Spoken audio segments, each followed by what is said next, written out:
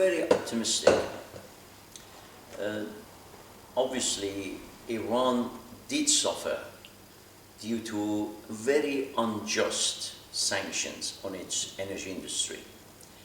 Not only Iran suffered as a result of sanctions, in my opinion, those who imposed the sanctions on Iran, they also imposed suffering on themselves.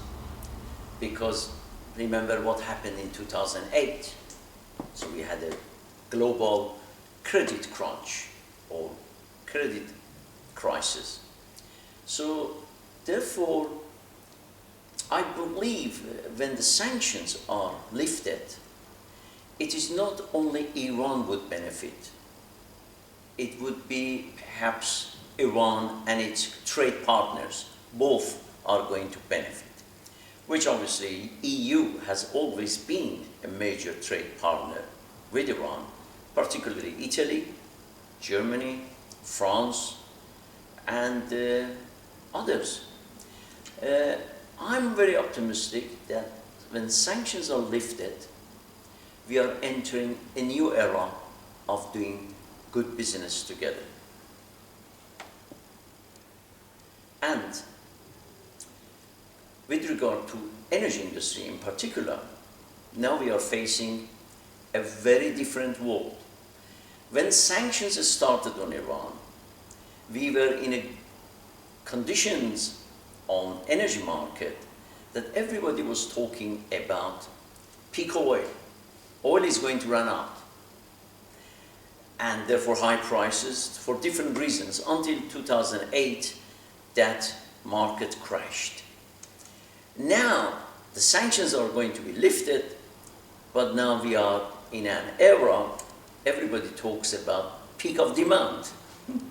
Or everybody says, if Iran comes back to the oil market, we will see lower oil prices, which I don't agree with this view.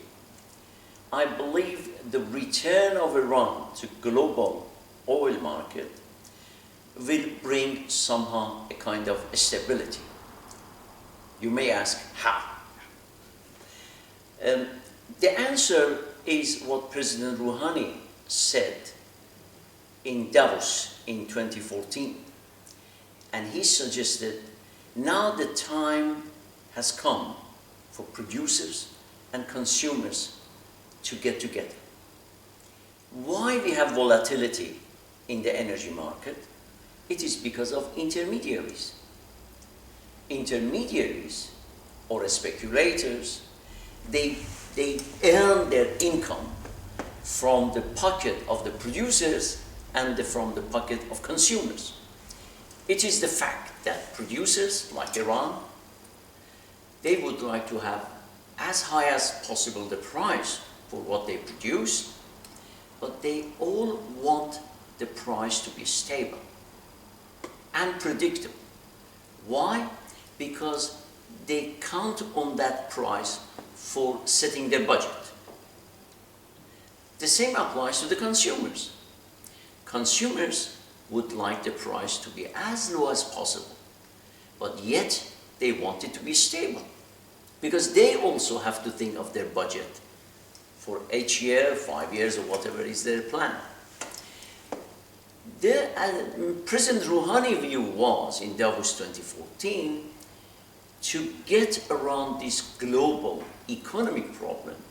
At the moment, both consumers and producers of energy are facing, the best thing would be them to get together and find solutions for their 21st century problems.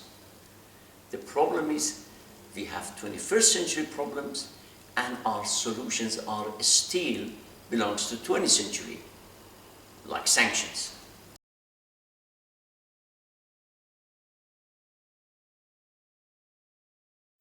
I regret to say that, in my opinion, and due to the last 10 years, different policies adopted to Iran energy industry, somehow I could say there were people in Tehran, people in Washington, D.C., people in London, or everywhere who were actually promoting sanctions, they were behind the scenes friends to each other. Nowadays, for example, in Iran, we see there are major corruptions emerging, which has happened particularly in the petroleum industry. And all these corruptions are one way or another related to sanctions.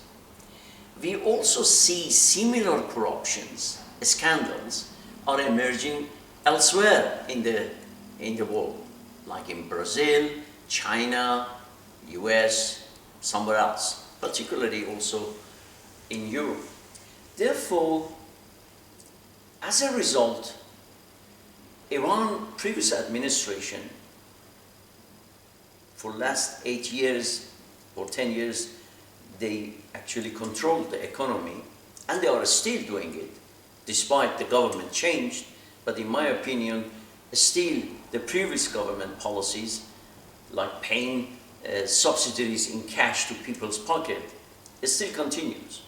So Iran doesn't have a defined and transparent energy policy. Yet we don't know to what extent oil, gas, renewables, and nuclear or coal is going to play their roles, and at what percentage in the basket of Iran domestic energy needs.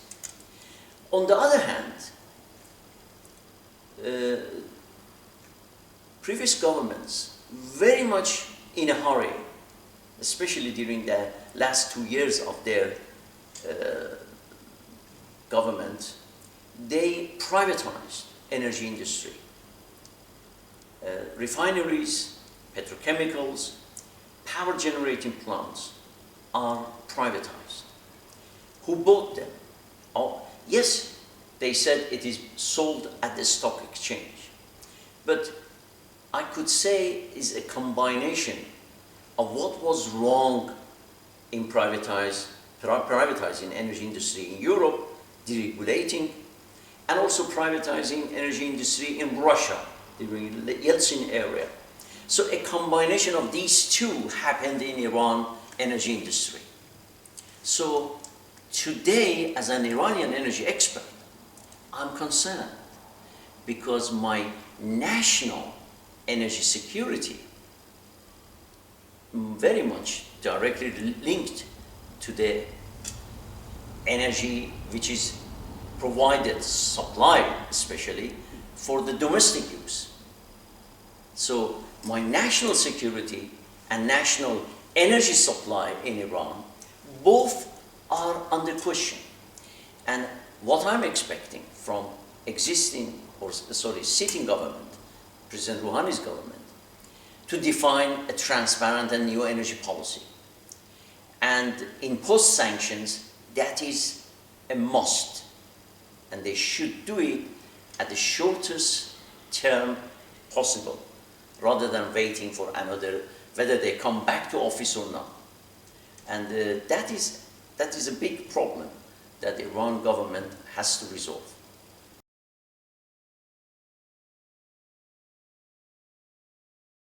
Well, I was part of a team who negotiated with EU in the year 2000. And then in 2002, there was a memorandum of understanding signed between Ministry of Petroleum of the Islamic Republic of Iran and the EU Energy Commission. And on the basis of that MOU, EU was supposed to provide the needed fund of 1.7 million euro, if I remember correctly.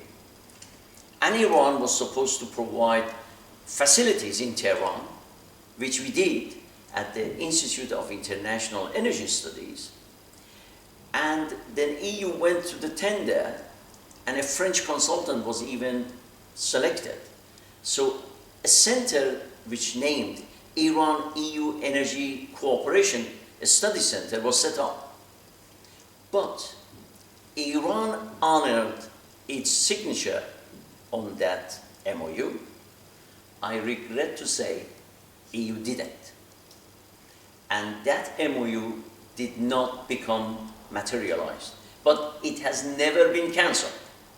So I hope, sorry, with current situation, that we are all sitting on the same boat, global economic recession, an economic problem. And there is no doubt we need each other. Iran needs European know-how, new technology for its economy to grow. EU needs reliable supply of energy for its economy to grow. So we can become a very good business partners. And I hope perhaps somebody listens to what I said and brings that MOU to life again. And I'm sure, as in 1950s, that Mr. Matei, late Matei, decided to overcome sanctions against Iran and signed an agreement with Iran, and as a result, ENI, AGIP, all flourished. And I hope European countries like Italy would think again and to be brave enough, despite policies of other countries which are imposed on Europe. Like recently we have heard that they are even going to impose some sort of traveling restrictions of visa issues for Europeans visiting certain countries, which is very unfair. And in a way they want to slow down Europe business development with other countries. I hope Europe will take bravery steps as Matei took in 1950s and think of national and European interest rather than just following other countries' interests.